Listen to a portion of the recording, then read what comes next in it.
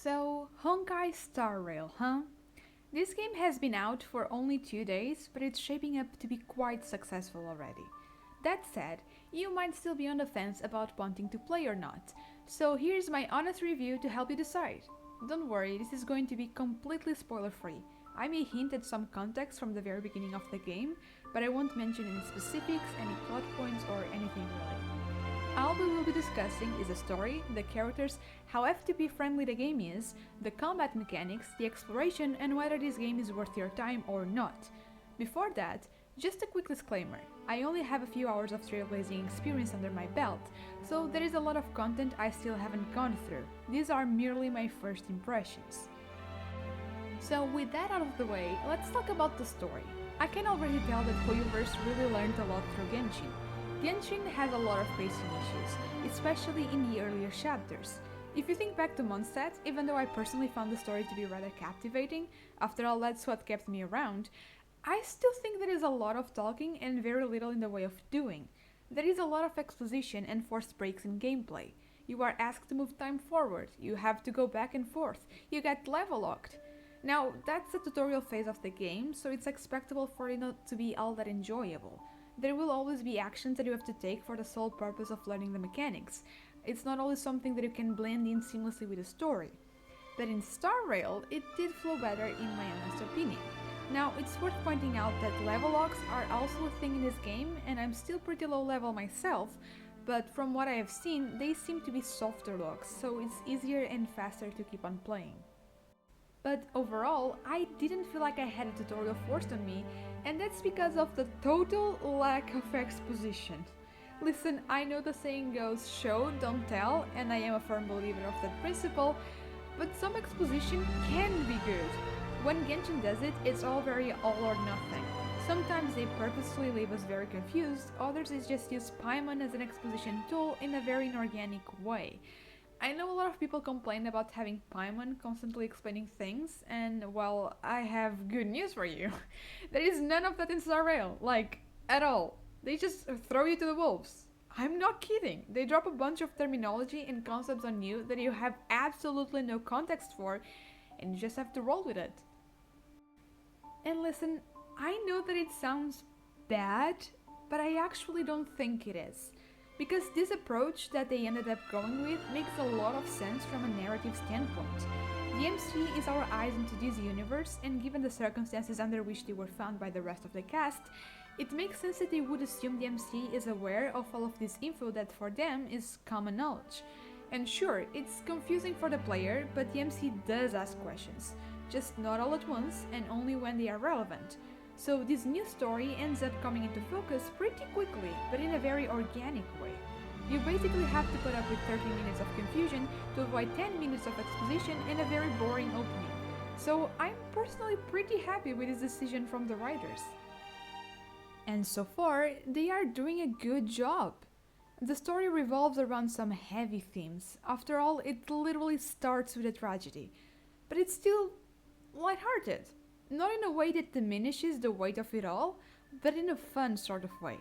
And a lot of that is due to the characters, DMC included, but we will get there shortly.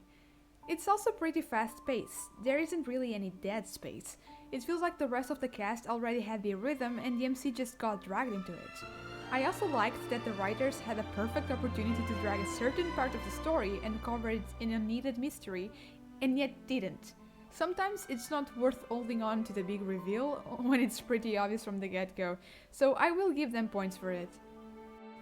Also, whoever is writing the lines that pop up when you interact with objects in the open world is deranged in the best possible way and they deserve a raise. I actually laughed out loud several times, so good job, I applaud them.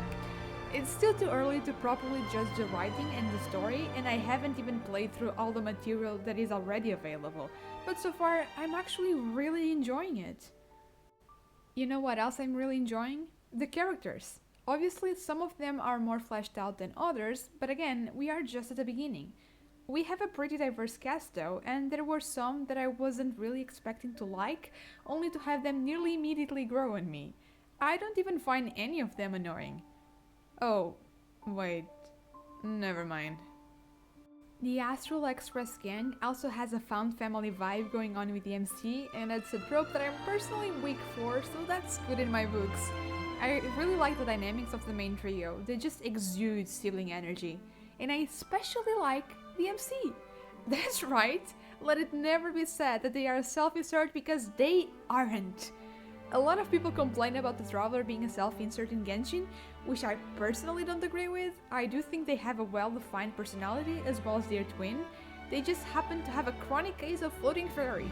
And Sad Fairy does most of the dialogue for them, so we don't get to see that personality shine through all that often.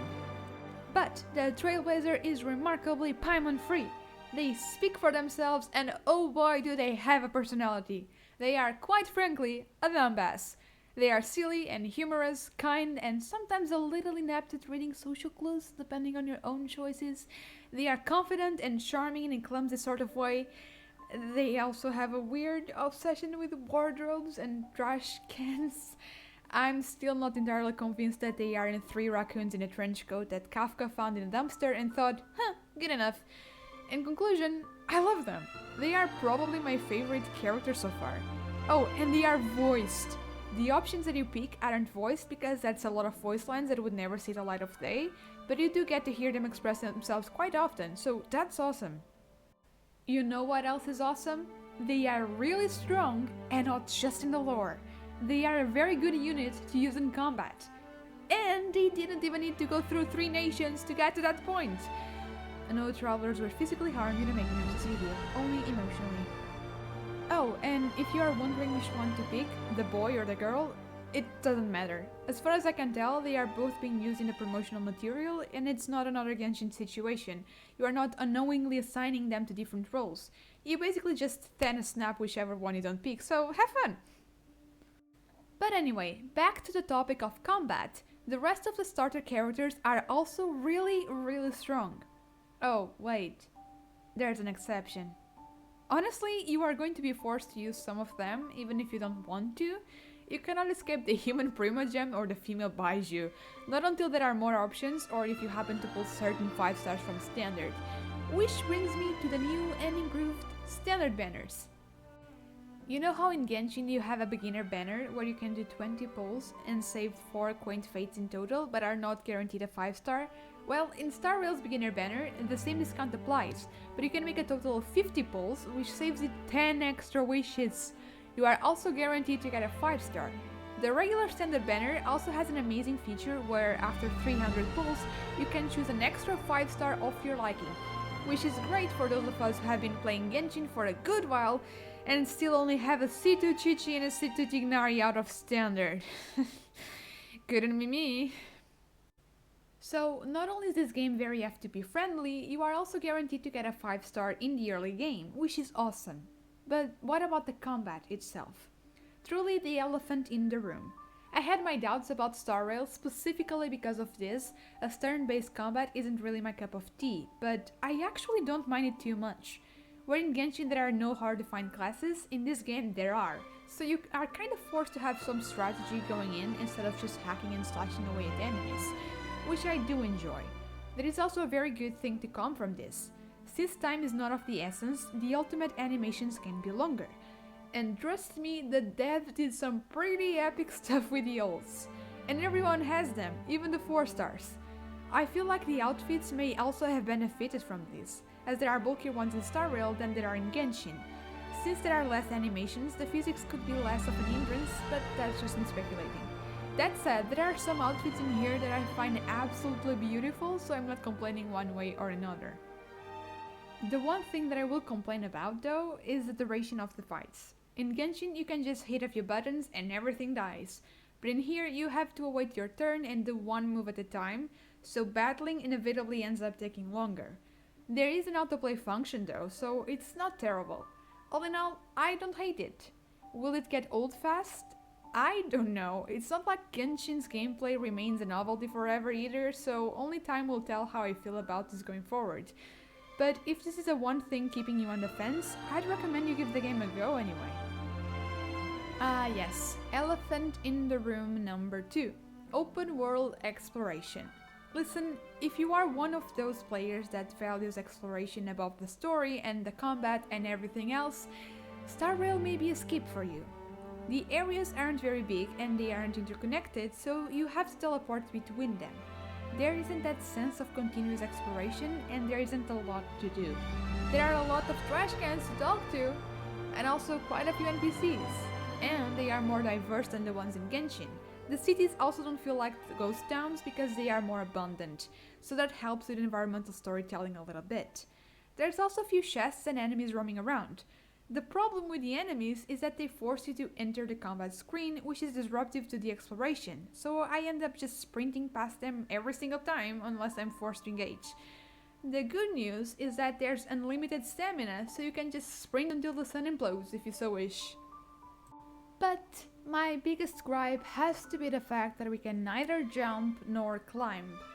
Not only would it make it easier to access the quest target locations, it would also add a whole other dimension to exploration. In Genshin, we even have characters designed to make the exploration more enjoyable and easier. But in STARRAIL, it really doesn't matter who you are using, which in my personal opinion makes the characters seem less important gameplay-wise. I personally don't feel as inclined to pull for a character that I know I will only ever truly use during turn-based combat, which I won't be doing for all that long or all that often, as there is no real incentive to do it in the open world. But who knows, maybe you see less incentive to pull as a plus. So, is STARRAIL worth your time?